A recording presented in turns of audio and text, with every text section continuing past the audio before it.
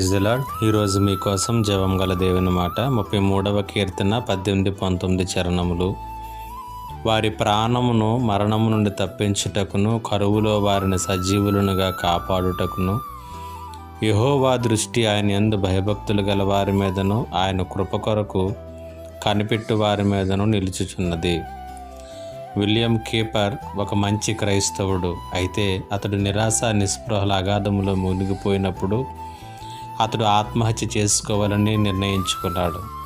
ఒక పొగమంచు రాత్రిలో ఒక జట్కాను పిలిచి థేమ్స్ నది మీద లండన్ బ్రిడ్జికి పోనిమ్మన్నాడు. ఆ జట్కా 2 గంటల ప్రయాణం చేసిన తర్వాత అది పాడైపోతే అక్కడి నుంచి ఆలస్యానికి చింతించి నడక ప్రారంభించాడు.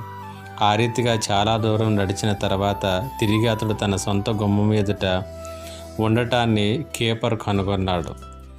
దీనిని చూసినటువంటి అతడు ఆశ్చర్యముతో ఇది అడ్డగించు దేవుని హస్తమని గుర్తించి పరిశుద్ధాత్మ చేత ఒప్పింపబడినటువంటి వాడై తన ఇబ్బందుల నుండి బయటపడగలిగేది దేవుని వైపు చూడటం వలననే కానీ నదిలోకి దూకటం ద్వారా కాదు అని కీపర్ గుర్తించాడు. 33వ కీర్తనలో కీర్తనాకారుడు అంటున్నాడు, మరణము నుండి వారి ప్రాణాన్ని తప్పించటానికి, కరువులో వారిని సజీవులుగా కాపాడటానికి దేవుని దృష్టి ఆయన యందు భయభక్తులు గల వారి మీద ఉన్నది అనేటువంటి సంగతిని తెలియచేస్తున్నాడు.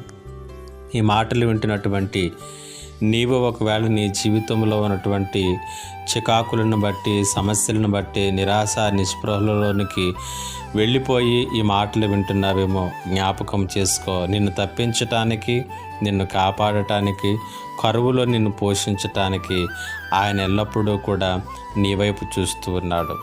మనము కూడా భయమును కలిగి, భక్తిని కలిగి దేవుని కొరకు, కృప కొరకు కనిపెట్టుకుందాం. దేవుడి ఈ మాటల చేత మిమ్మల్ని బలపరచునుగాక.